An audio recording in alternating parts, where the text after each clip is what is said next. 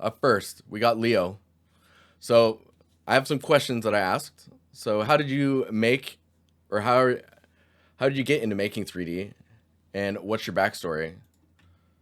Let me just zoom this in. Got old eyes. So 2 years ago, I was looking to learn how to digital paint in the internet until someday YouTube recommended me a video of a 3D artist from a 3D artist, and it made me want to become one. Since that day, I discovered 3D as my passion, dude. That's awesome. That is awesome. Next question was, what and where do you want to go? Since my beginning in 3D, I always knew that I wanted to work making stylized props. So my goal is to be able to work in a game that has an art style like mini Blizzard games or Fortnite or something more like Darksiders, because they have an art style that I really want to learn and become good at. So specifically, what are you looking to get feedback on? As I'm looking to get feedback about my project presentations, your opinion in where do you feel that I need to improve and get better? And finally, what are you working on now? It's like I'm working on a personal project that is fan art of the famous Michael Vincent like throne he worked on at Blizzard during Heroes of the Storm art. Dude, Heroes of the Storm, the art is super good. Super good. Anyways, okay, let's look at your presentation then. And then let's look at where your art is at skill set wise.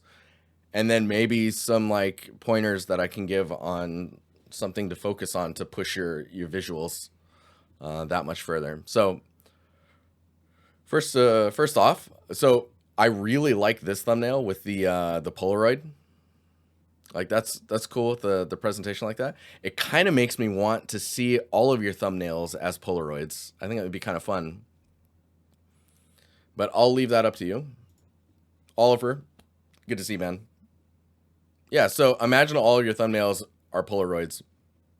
You can do the blue background on this one, and you can have that prop kind of sticking out outside the frame. I think with it being stylized, it becomes very fun for you to oh, thank you, Calendar.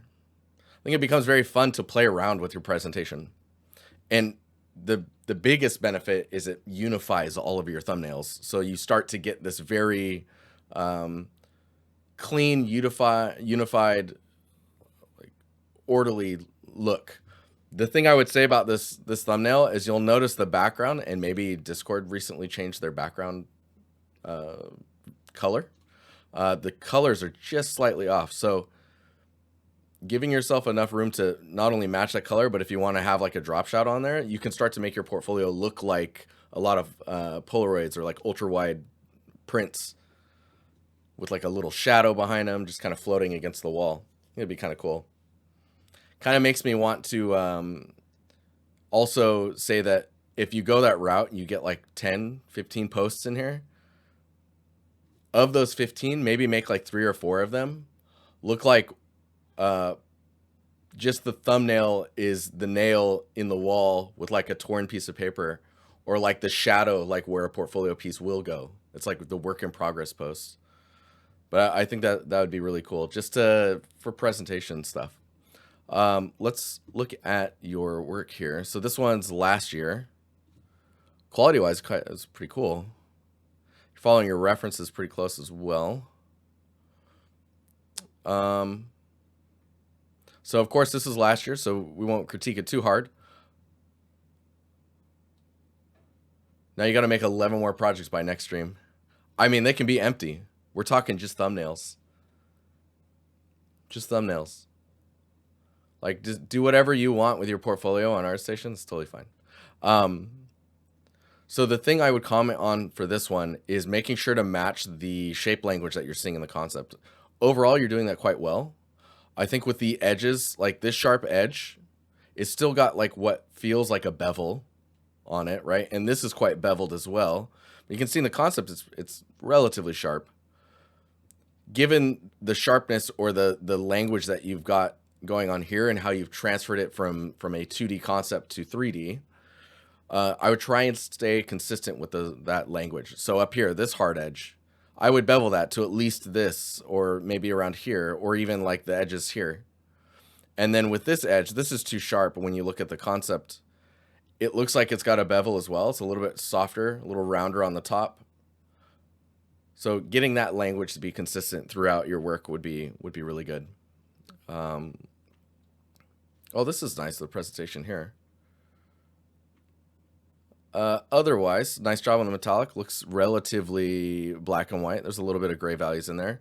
But again, stylized work. You start to be able to not only understand what you're doing with your material maps and playing with PBR, but you can then actually play with it because it's stylized work, right? So you're messing around with values just to get the look that you want.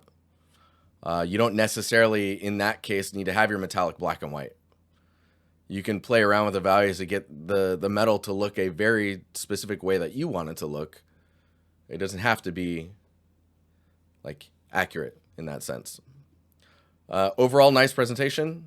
Love the rotation. I think if you were to have like a backdrop of some color, even if it's just the same prop blurred, or taking this image and blurring it out so it's just splotches of the value and nothing is really a focus, then you can really look at this.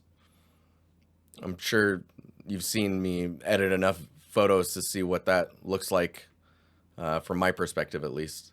But yeah, overall, this looks this is quite a strong piece. If we go to your stylized Polaroid, this one I really like because you're playing around not only in the modeling and the shape language, but also in the way that you're texturing. So you've got some like interesting brush strokes that are just value or roughness variations. Modeling wise looks fine. It's nothing like crazy, but it's consistent in the way that it's modeled with the size of the bevels, the rounding or the curves that are in certain areas are pretty consistent scale wise throughout. I'm happy that you're bringing your bakes in here. What I am seeing is there's a little bit of warping in the normal information here. And that might have to do with the fact that the UVs are not split on this edge. So if you were to split the UVs here and then also make that a hard edge, it will bake a little bit more flat. So you want to watch out for gradients happening in your normals. This usually means that the normal map is compensating for the way that the normals on the mesh are and the way that it's weighted because of where hard edges are and aren't. But I mean, overall, this is pretty cool looking. Presentation is really on point. It's super, super nice. It is very much a Fortnite look. I would have to look at Fortnite's like other artists' Fortnite posts, because these lines here I feel like are supposed to be bigger or broader. They seem like they're a little shy, or they're like on the edge but trying not to like go too far into the frame. But overall, really, really nice presentation. We even have a turntable video on here. I wouldn't be too shy with the poly count, especially when it comes to like these curved lenses. Just add geo if you need to. So this one's 11 months ago. You're showing everything that I'm always curious about. Let's see. Nice, your sticker. This is really interesting that you're having like the outlines of your sticker lighter than the shape language that's in the sticker. It kind of makes me wish that you had this in a Sketchfab file instead of like a turntable in YouTube. So that way we could really move it around and move the light around and just see how your surfaces play with the lighting. If we look at your stylized wagon, let's see what's going on here. So I think with the stylized wagon, it is executed quite well. The thing that sticks out to me is just how much wood is involved in the wagon itself. Stylistically, it's hitting all the marks. The shape language is pretty consistent throughout. Maybe the grain is a little strong in the normal, so there's not really too much area for your eyes to rest on. You might want to like half the strength of that and maybe make these separate sections just slightly different in the albedo.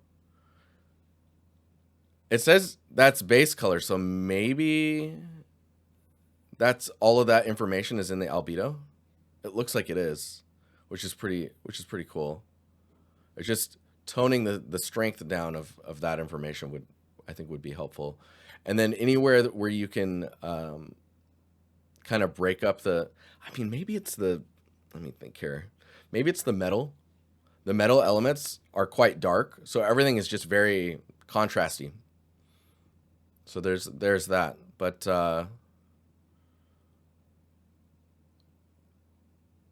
overall, it looks pretty good. I'm gonna just click on this thing here.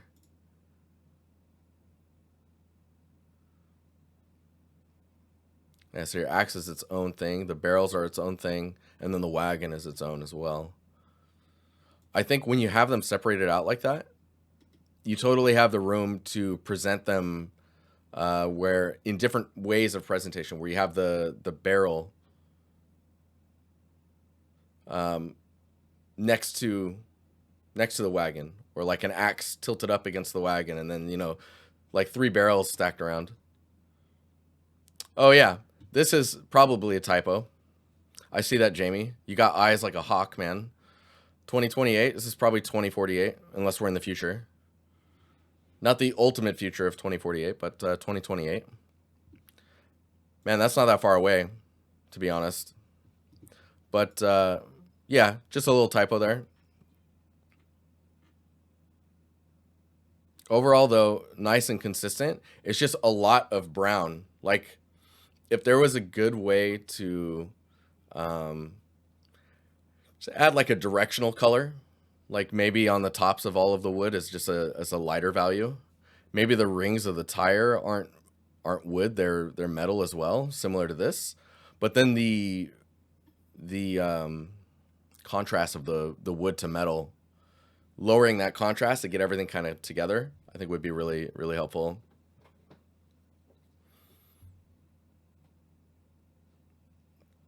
I think when you're going, especially stylized stuff, Axel, it's a good question. Axel's questions: would you recommend to have a Sketchfab previews on Artstation? I wonder if it kind of goes against only uploading renders with very specific and intentional composition. I think when it's like a piece like this, it's a very specific prop. And I think a Sketchfab render would be cool just because you can rotate it around and look at it and kind of construct it. Ha, Swath, we're not ranting about that. Are you crazy? Why are the side supports wood things? Oh, you mean these guys? I mean, that's what I mean is everything's very brown. There's a lot of wood material involved, and there's not so much like layered, detailed information that's happening in the albedo itself. Like there's opportunities to either collect dirt or give a little bit of character and have things connect to each other, like where they meet, how do they interact with each other when they're next to each other. Like these slats are like nailed into these, right? So getting an interaction between those would be really nice. The other thing I would probably suggest is filling your shadows with some type of color, just so that you soften all of the contrast, because everything is super contrasty. You can even make those shadows maybe just more blue, and then you'll like fill it with the color that you would see from like Skybounce in a stylized game, for example. I would look at the games that you're interested in. Like, it looks like the presentation's a lot more around Fortnite again, with just the way the lines are. I would look at those games and see what colors they're playing with for their shadows, see what colors they're playing with for like their directional and their secondary lighting. Why are the side support wood things so different in the metallic? Oh, you mean these? So this is a bit stylized, right? And I was saying it earlier that I think it's kind of okay that you do whatever you want in the metallic, but of course wood materials wouldn't have any metallic information in them.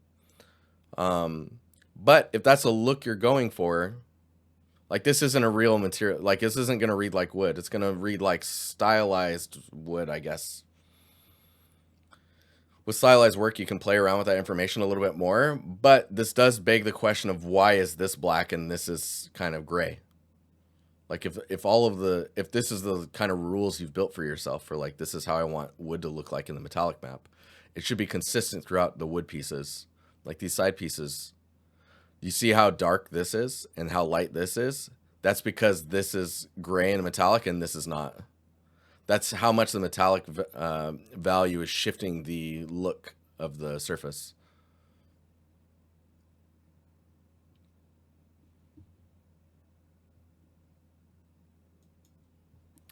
But yeah, if we, again, the presentation on that one was quite good. I think I would try and unify these thumbnails if you can. When it comes to the Hearthstone fan art, I can't tell if you're going for a style when it comes to the compression type that you're doing for this, but it looks like maybe. Like it's very pixelated.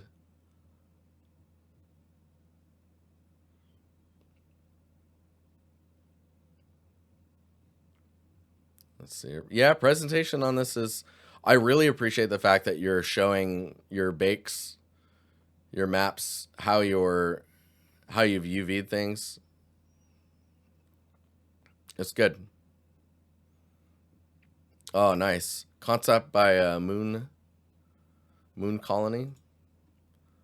And everyone's linked here. This is great. This is great. You're covering all of your bases.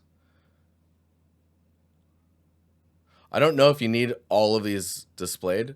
Usually what I like to see when I see texture maps on, like, even on a mesh, is just to see how the bakes came across, and in this stylized scenario, what you decided to do with your roughness and your metalness, as well as your albedo. Also, emissives, like seeing how you handle emissives, or like if you're pushing, what do you call it? Like faking that emissive is glowing. It's not just going to hit here. It'll glow and like hit other surfaces that are around it. Like the back of the horn would have like a little bit of glow behind it, right? Because the emissive should be emitting some form of a light. But yeah, it's pretty nice. So overall, your work is quite good. It's quite consistent as well. You've only been getting, it looks like you've only been getting better. What I would suggest doing to push yourself, I think it's just unifying your materials. It's like if you're doing unique bakes like this, you're being stylized, you're bringing everything together and you're trying to get it to read together as one thing. Whereas like this looks like you just took a, without, not trying to sound like rude or anything, but it looks like your base color is just two colors with some lighting information in it, using Substance Painter's filters to utilize these other maps, right? But giving a reason and a style and logic, or your own rules that you follow, like with this scenario here, will help with the consistency and prove that you understand the style that you're portraying. So I think for me, it's mostly about material work and just really like locking that down. But yeah, hopefully that was helpful. We didn't have too much to go through in here, so yeah, I think we can call it good. I thank you very much, Leo, for submitting your work. And if you have any questions, we have the group chat that I built for you guys. You can just ask me questions in there. Once I edit these videos and split them up, I will put them in the in that chat as well.